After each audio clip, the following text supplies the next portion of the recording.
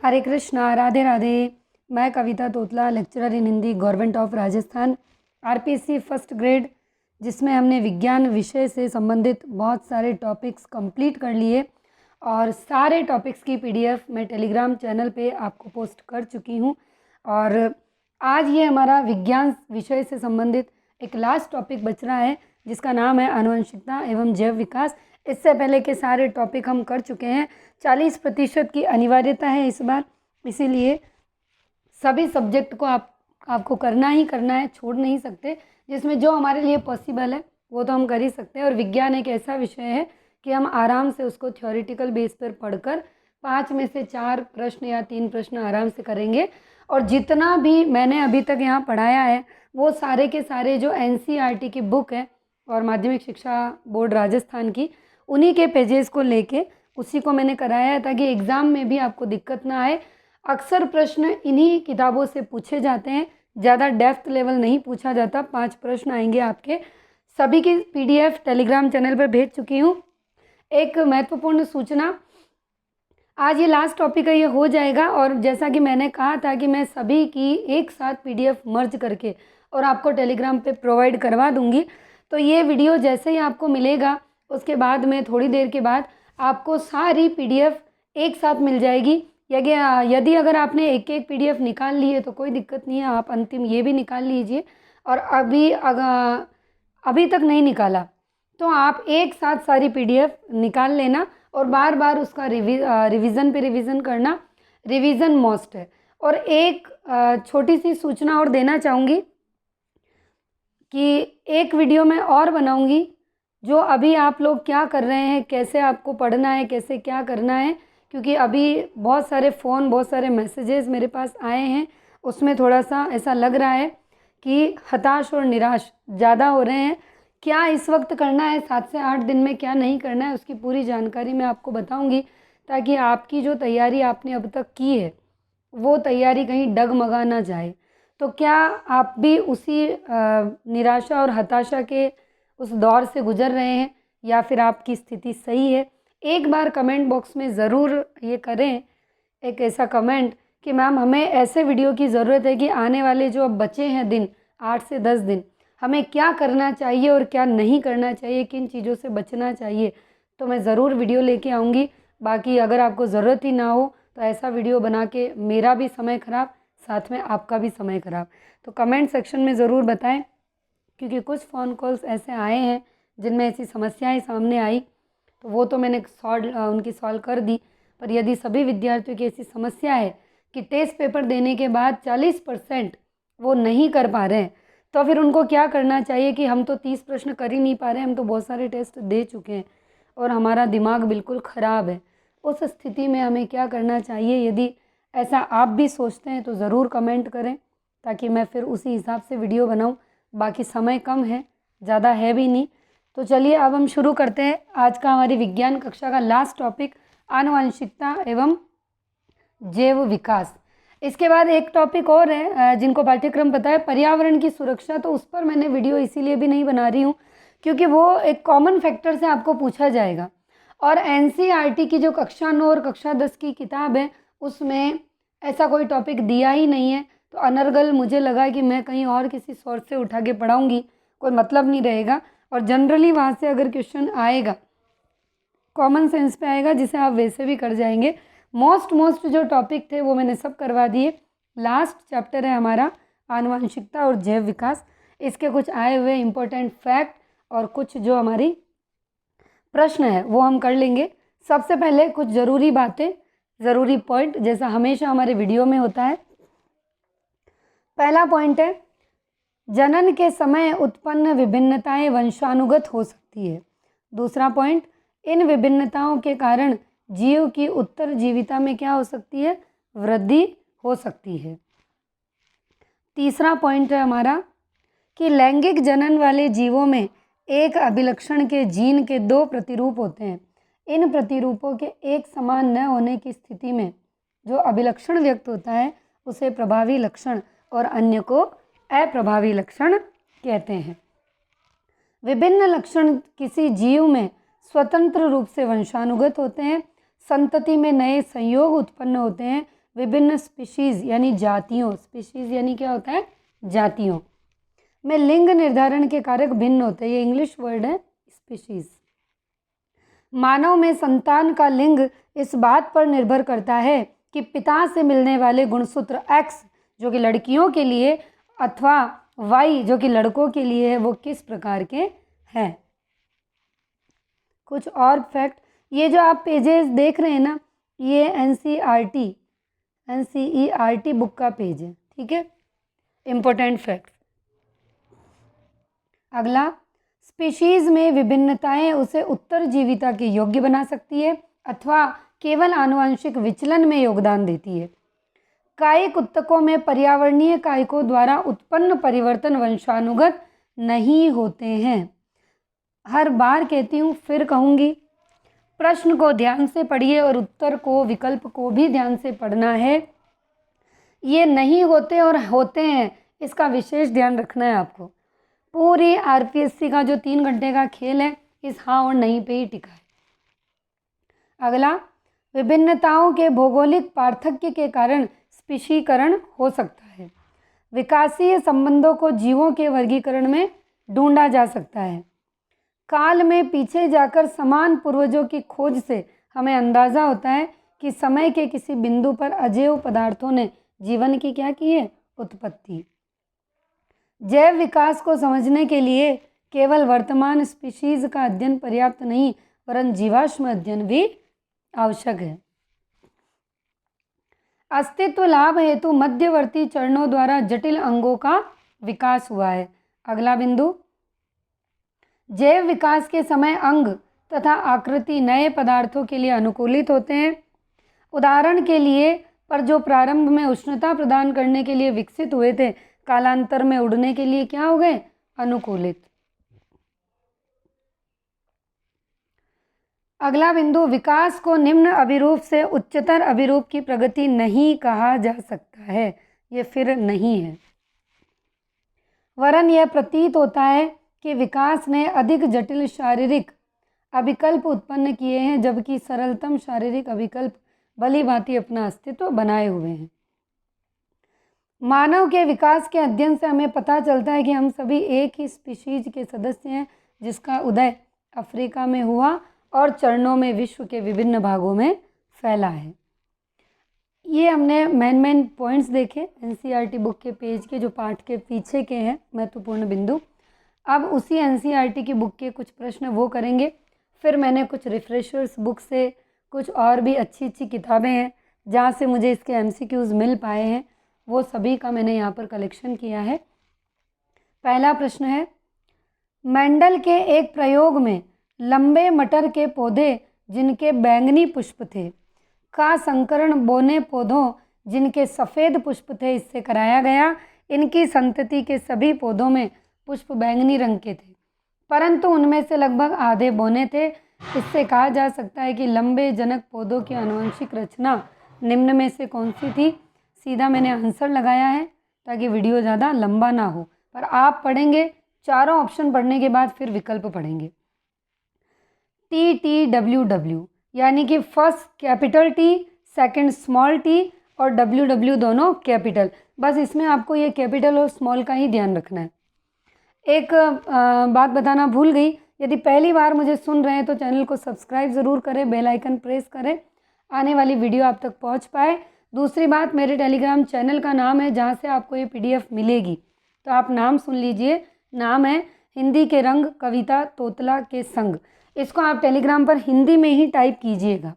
हिंदी में टाइप करेंगे, वहाँ पर आपके सामने ग्रुप शो होगा, उस ग्रुप को आप ज्वाइन कर लीजिए। इंग्लिश में नहीं लिखना है। और टेलीग्राम चैनल का लिंक चाहिए तो वो इसी वीडियो के डिस्क्रिप्शन में मिल जाएगा। अधिकतर अक्सर ये हो रहा है कि लिंक ज्वाइन नहीं कर पा रहे स्टूडेंट, तो आप सीधा हिंदी में वहाँ पर लिख दीजिए हिंदी के रंग कविता तोतला के संग, ठीक है, और आप ज्वाइन हो जाइए। सारी PDF आपको वहाँ से मिल जाएगी और जो भी PDF में भेजती हूँ उसका कोई भी चार्ज नहीं है, निःशुल्क है, आप इजी वे में वहाँ से ले सकते हैं। अगला प्रश्न है, समजात अंगों का उदाहरण है। समजात अंगों का उदाहरण है, सारे आंसर है क्या क्या है। हमारा हाथ कुत्ते के अग्रपाद, हमारे दांत हाथी के दांत, आलू और घास के उभरी भूस्तारी, ये सभी किसके उदाहरण हैं? समजात अंगों के। विकासीय दृष्टिकोण से हमारी किससे अधिक समानता है? तो हमारी समानता है चीन के विद्यार्थी से। ठीक है, अब कुछ प्रश्न जो मैंने अलग अलग जगहों से कलेक्ट किए हैं। पहला, किसी जीव के एक विपर्यासी लक्षण के दोनों जीन होने पर इसे क्या कहते हैं? आंसर है विषम युग्म जीव। दूसरा, आनुवंशिकी का जन्मदाता कहते हैं मेंडल को। सीधा आंसर देखिएगा आप, वैसे मैंने निशान लगा रखे हैं पर मैं टिक करती जा रही हूँ, वहीं आपकी नज़र हो। प्राकृतिक वर्ण का सिद्धांत किसने प्रतिपादित किया? चार्ल्स डार्विन ने। फूल गोभी निम्न में से किस प्रकार के पुष्पों से विकसित हुई? वंध्य पुष्पों से। पांचवा, जीवाश्म में पाए जाने वाले किसी एक तत्व के विभिन्न समस्थानिकों के अनुपात के आधार पर किस विधि द्वारा जीवाश्म का समय निर्धारण किया जाता है? फॉसिल डेंटिंग द्वारा। छठा, प्राकृतिक वर्ण मत में कहा गया है, क्या कहा गया? इसमें कहा गया भिन्न भिन्न सदस्यों में प्रकट होने वाली अनुकूली विभिन्नताओं पर प्राकृतिक वर्ण का सिद्धांत क्या करता है? काम करता है। सातवां है ट्राइलोबाइट है, क्या है? जीवाश्म अकशेरुकी। आठवां, मटर का वानस्पतिक नाम क्या है? तो पाइसम सेटाइवम। मटर को क्या कहते हैं? Pisum sativum. नौवां, अप्रभावी लक्षण होता है जो F1 पीढ़ी में प्रकट नहीं होता है। 10वां, जीन स्थित होते हैं गुणसूत्र पर। जीन कहाँ स्थित होते हैं? गुणसूत्रों पर। 11वां प्रश्न देखिए, मानव में नर यानी लड़के का गुणसूत्र पैटर्न होगा XY। 12वां, पृथ्वी के प्राथमिक प्राचीन वातावरण में क्या अनुपस्थित था? ऑक्सीजन। यह सुझाव किसने दिया कि जीवों की सर्वप्रथम उत्पत्ति उन सरल अकार्बनिक अणुओं से हुई होगी जो पृथ्वी की उत्पत्ति के समय बने थे? हॉल्डेन। 14 है डायनासोर किस वर्ग से संबंधित है? सरीसर्प से। 15, एकल संकर संकरण में प्राप्त जीन प्ररूप अनुपात है 1:2:1। 16 नंबर, डीएनए में किसकी सूचना होती है? प्रोटीन संश्लेषण की। 17, दो अलग अलग लक्षणों की स्वतंत्र वंशानुगति को किस प्रयोग द्वारा सिद्ध किया जा सकता है? द्विसंकर संकरण। 18, मेंडल ने अपने प्रयोग किस पौधे पर किए? उद्यान मटर पर। 19, डार्विन ने जैव विविधता के अध्ययन के लिए किस क्षेत्र की समुद्री यात्रा की? दक्षिणी अमेरिका की। 20 नंबर, समरूप लक्षण नहीं है तो डायनासोर के अग्रपाद समरूप लक्षण नहीं है। और यदि आपसे पूछ ले कि समरूप लक्षण कौन कौन से हैं तो फिर आप याद रखोगे कीटों के पंख, पक्षियों के पंख, चमगादड़ के पंख, ये समरूप लक्षण है। ठीक है, कुछ और प्रश्न? जब मटर के लंबे पौधे का संकरण बोने पौधे के साथ कराया जाता है तो प्रथम पुत्रीय पीढ़ी में उत्पन्न पौधे होंगे, कैसे होंगे? सभी लंबे पौधे होंगे। ये आंसर यहाँ भी लिखा है, आप मिला सकते हैं।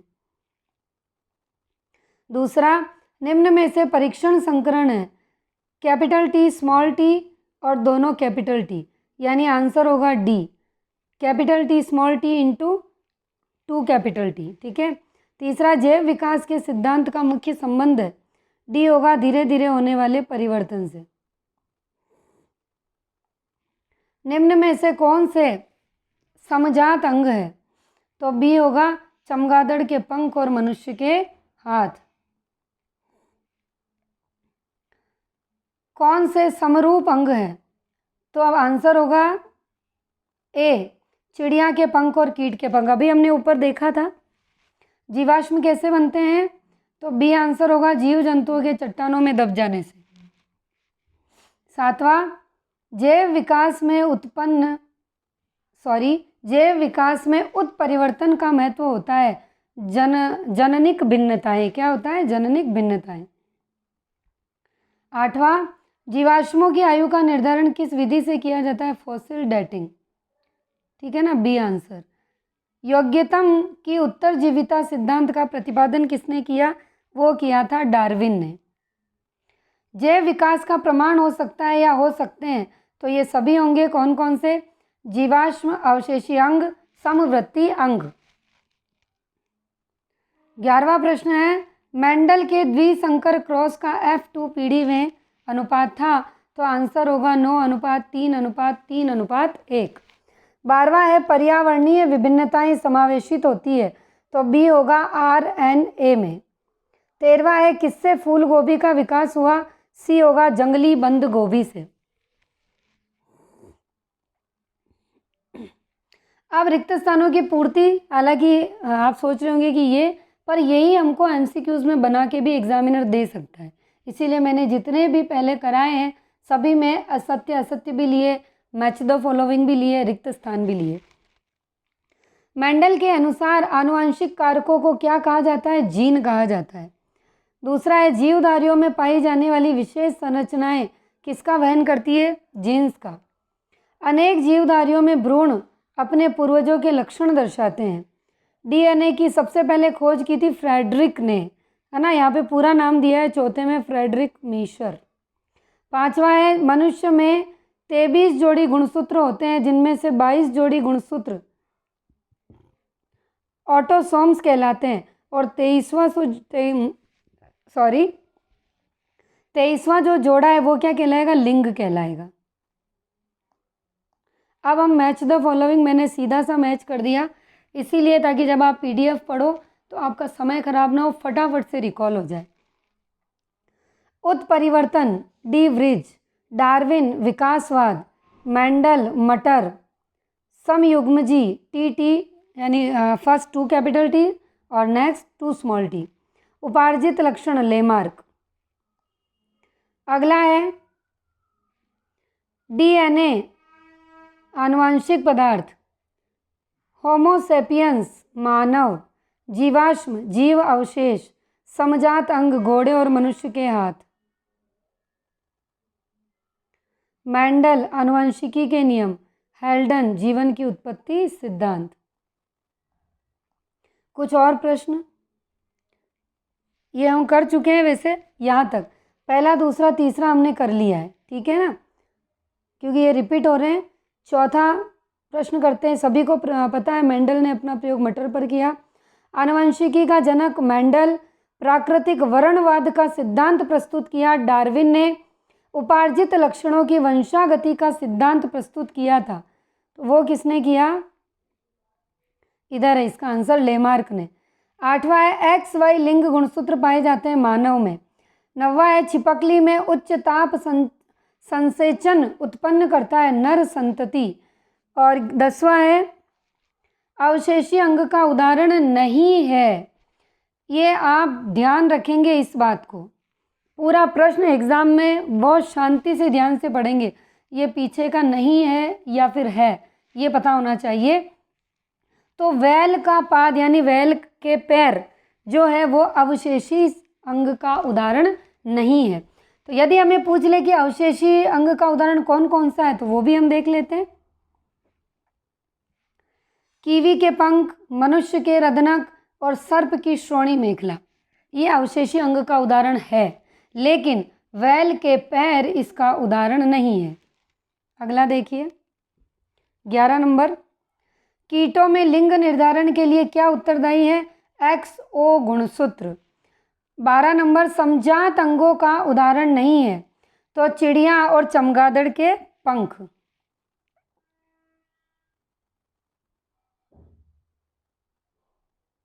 इस प्रश्न में डाउट लग रहा है समजात अंगों का, हमने ऊपर कहीं समजात अंग देखे हैं, एक बार फिर से ऊपर चलेंगे।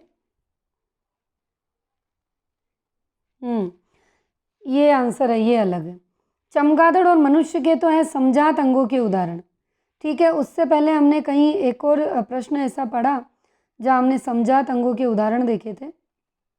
एक बार से उस प्रश्न को मैं निकालूंगी ताकि यदि कोई कन्फ्यूज़न भी हो तो वो हमारा दूर हो जाए।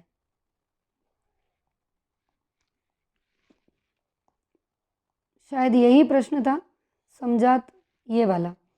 अच्छा ये देखिए, अगर कंफ्यूज हो तो यहाँ पर समरूप लक्षण बोला है और वो हमको समजात अंग पूछा है, ठीक है। ये समरूप लक्षण की बात करेंगे तो यहाँ पर पक्षी, चमगादड़, कीट तीनों आ रहे हैं, कि वो है, वहाँ हम समझात अंग की बात कर रहे हैं, इसीलिए वो आंसर निकला है। समझ में आ गया होगा आपको। ये देखिए, ये प्रश्न नंबर 12 है। समजात अंग का उदाहरण नहीं है, तो चिड़िया और चमगादड़ के पंख समजात अंग का उदाहरण नहीं है। हमने वहाँ समरूप लक्षण देखे थे, तो वहाँ तो पक्षियों के और चमगादड़ के बताए हैं, सही है, लेकिन ये समजात अंग है।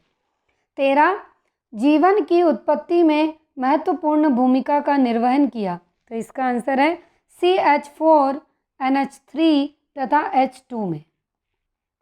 प्रश्न नंबर 14, शुद्ध लंबे तथा शुद्ध बौने मटर के पौधों में संकरण कराने पर F2 पीढ़ी में उत्पन्न शुद्ध लंबे संकर और शुद्ध बौने पौधों का अनुपात होता है। कितना अनुपात होगा हम पहले भी देख चुके हैं, 1:2:1। 15 नंबर, लाल और सफ़ेद पुष्प वाले शुद्ध पौधों के मध्य संकरण कराने पर किस प्रकार के पौधे प्राप्त होंगे? सभी लाल पुष्प वाले प्राप्त होंगे। 16 नंबर प्रश्न, मेंडेल के एक प्रयोग में गोल पीले बीज वाले पौधे और झुर्रीदार हरे बीज वाले पौधों के मध्य संकरण कराने पर 50% गोल हरे और 50% गोल पीले बीज वाले होते हैं। तो गोल पीले बीज वाले पौधों की जीन संरचना होती है, आंसर होगा RRYY, जिसमें जो डबल R है वो कैपिटल, फर्स्ट Y कैपिटल और सेकंड Y स्मॉल है। तो ये आपको कैपिटल और स्मॉल का ही ध्यान रखना है, बाकी आप गलत कर देंगे, क्योंकि आप देख सकते हैं सब जगह एक जैसा है। 17, स्त्री के अंडाणु का निषेचन 22 + Y गुणसूत्र वाले शुक्राणु से होता है, तो संतति की गुणसूत्र संरचना होगी, आंसर होगा 44 + XY, और वो भी दोनों कैपिटल। प्रश्न संख्या है आपका 18, AB रक्त वर्ग और O रक्त वर्ग वाले माता पिता की संतति हो सकती है A या B वर्ग की। अगला है आनुवंशिकी का जन्मदाता, ये रिपीट हुआ है, मेंडल। जैव विविधता का विशिष्ट स्थल क्या है? देखिए, जैव विविधता भी पूछ ली है इन्होंने इसमें, वो होगा one, very very most important. 21 number, Mendel के कारक वर्तमान में किस नाम से जाने जाते हैं? जीन के नाम से। मटर का वानस्पतिक नाम हमने पहले पढ़ा है, पाइसम सैटाइवम। 23 नंबर है, स्वतंत्र अपव्यूहन, यानी कि मेंडल ने स्वतंत्र अपव्यूहन का जो नियम है किस प्रयोग के आधार पर दिया? वो होगा द्विसंकर संकरण। ये सारे आंसर भी यहाँ हैं, आप चाहें तो इनसे मिला सकते हैं। अब हमें रिक्त स्थानों की पूर्ति करनी है, ठीक है। एक लाल पुष्पी मटर के पौधे का संकरण सफ़ेद पुष्पी, देखो आपको यहाँ पर लाल, सफ़ेद, हरा, पीला, ये जब पढ़ोगे ना तो बहुत ध्यान से पढ़ना है। ऐसा ना हो कि हाँ मैंने ये पढ़ा था, है ना, और इसका यही आंसर था और टिक करके आ गए, हमने लाल, हरे, सफ़ेद पौधों का तो ध्यान ही नहीं रखा कि उसने लाल का पूछा कि सफ़ेद का पूछा। तो पढ़ते वक्त बिल्कुल पता होना चाहिए कि ये इसका आंसर है और ये इसका आंसर है। ट्रिक बना लेना अगर ऐसे याद नहीं हो तो, कि इसमें लाल और सफ़ेद का पूछा, इसमें लाल हरे का पूछा। पौधे से किया गया F1 पीढ़ी में लाल पुष्प थे, अतः सफ़ेद पुष्प का गुण है, तो वो होगा अप्रभावी। क्या होगा? अप्रभावी। दूसरा टेस्ट क्रॉस है, क्या है? Capital T, small t, XXTT, ये इसके उत्तर है। ये सब स्मॉल है, देखिए यहाँ सिर्फ कैपिटल T है, बाकी ये सारे छोटे, तो ये आपको पता होना चाहिए। सफ़ेद फूले हुए तथा चिपके हुए लाल पुष्पों वाले पौधों के बीच संकरण है, क्या कहलाता है? द्विसंकरण। ये आपको शॉर्ट की से याद कर सकते हैं, आप लिख लेंगे सफ़ेद लाल फूलों के बीच में संकरण, तो ये ट्रिक हो गई द्विसंकरण। जैव विकास के सिद्धांत का मुख्य संबंध किससे है? तो जैव विकास के सिद्धांत का मुख्य संबंध है, चौथे का आंसर है ये, धीरे धीरे होने वाले परिवर्तन से। जैव विकास में उत्परिवर्तन का महत्व क्या है? जननिक भिन्नताएं। क्या है? जननिक भिन्नताएं। ये आपका विज्ञान से संबंधित लास्ट टॉपिक, और विज्ञान मैंने कंप्लीट करा दिया। इनकी सारी PDF मर्ज करके और मैं आपको टेलीग्राम पे प्रोवाइड करवा दूंगी। 2 से 3 बार यदि आप रिवाइज़ करके जाते हैं तो आपके 5 में से 5 प्रश्न सही होंगे। अगर बहुत अच्छे से करते हैं तो ये मैं कह सकती हूँ। क्यों कह सकती हूँ? क्योंकि एनसीईआरटी की बुक में से पढ़ाया है, इस वजह से थोड़ा मैं दावे से कह सकती हूँ। इधर उधर पढ़ाती तो शायद फिर भी मुझे लगता कि पता नहीं कुछ आएगा नहीं आएगा, पर हमें भी पता है कि सरकार यदि प्रश्नों का संकलन करवाती भी है तो उनका मेन सोर्स क्या होता है। तो आप सभी ने बहुत अच्छे से वीडियो को सुना, वीडियो को ध्यान से समझा, इसके लिए आप सभी का बहुत बहुत धन्यवाद। मैथ्स के वीडियोस बहुत अच्छे आ रहे हैं। बहुत सारे स्टूडेंट ऐसे हैं जो शायद मैथ्स को स्किप करना चाहते हैं, पर मैं आप सबसे ये कहूँगी कि मैथ्स में जो अभी आपको पढ़ाया जा रहा है, जो मैं हमेशा टेलीग्राम पर लिंक शेयर करती हूँ, आप उस वीडियो को ज़रूर करें। बहुत ही छोटे वीडियो है, 10 से 15 मिनट के, और ऐसी ऐसी शॉर्ट ट्रिक्स है कि आपने अभी तक यूट्यूब चैनल पे देखी नहीं होगी। ऐसे ऐसे चार्ट बनाकर उसमें समझाया जा रहा है कि आप खुद एक बार मैथ्स देखेंगे तो आपको बहुत अच्छी लगेगी।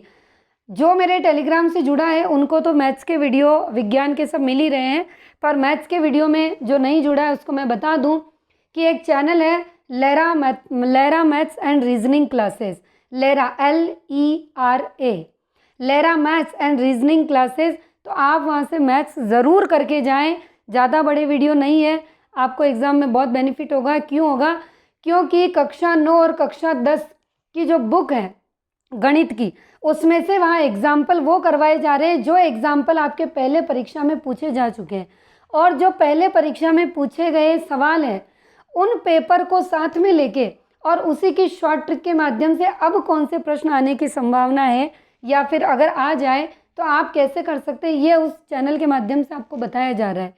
तो लास्ट टाइम पर ये रामबाण साबित होगा आपके लिए। तो मैथ्स और साइंस को छोड़े नहीं, 40% का मामला है। हम करंट कर जाएंगे अगर हमारी प्रैक्टिस बेहतर है, मैनेजमेंट कर जाएंगे, पर जीके का कोई भी पार नहीं है कि जीके आपको कहाँ से पूछा जाएगा। इसीलिए अगर आप जीके के भरोसे हैं तो फिर आप इतना श्योर नहीं हो सकते कि आप जीके पूरा कर जाएंगे। इसीलिए किसी भी सब्जेक्ट को स्किप नहीं करना है, सभी सब्जेक्ट को एक बार अपना 100% ज़रूर दें, फिर नहीं आता है तो वो बाद की बात है। तो टेलीग्राम चैनल पर ये PDF मैं भेज दूँगी और सारी PDF भेज दूँगी। मैथ्स के वीडियो देखें, विज्ञान के देखें, और जीके आप पढ़ ही रहे हैं। उम्मीद करती हूँ कि पेपर आपका बहुत अच्छा होगा। फिर से याद दिला दूँ, 30 प्रश्न अगर नहीं कर पा रहे हैं, बहुत सारे स्टूडेंट की समस्या है, आपको ये जानना है कि अब हमें क्या करना चाहिए, लास्ट मोमेंट पे कहाँ हमारा फोकस होना चाहिए, तो मुझे कमेंट बॉक्स में आप बताएंगे, तभी मैं वीडियो आपके लिए लेके आऊँगी। अन्यथा मैं आपका समय ख़राब करने का मेरा बिल्कुल भी मानस नहीं है कि इस कीमती समय में मैं 15 से 20 मिनट का वीडियो बनाकर आपका समय ख़राब करूं। तो मुझे ज़रूर बताना वीडियो कैसा लगा, और हाँ, अच्छा लगा है तो लाइक कर दीजिए, चैनल को सब्सक्राइब कर दीजिए, बेल आइकन प्रेस कर दीजिए और शेयर ज़रूर करें ताकि हर ज़रूरतमंद विद्यार्थी तक ये पहुँच सके। क्योंकि मैं मेरे टेलीग्राम चैनल पर सारी चीज़ें निःशुल्क करवाती हूँ, तो जो बड़े बड़े कोर्सेज़ नहीं ले पाए, जिनके पास पैसा नहीं है, वो भी इसका लाभ उठा सके। अगले वीडियो में नए टॉपिक के साथ मिलेंगे। हरे कृष्णा, राधे राधे।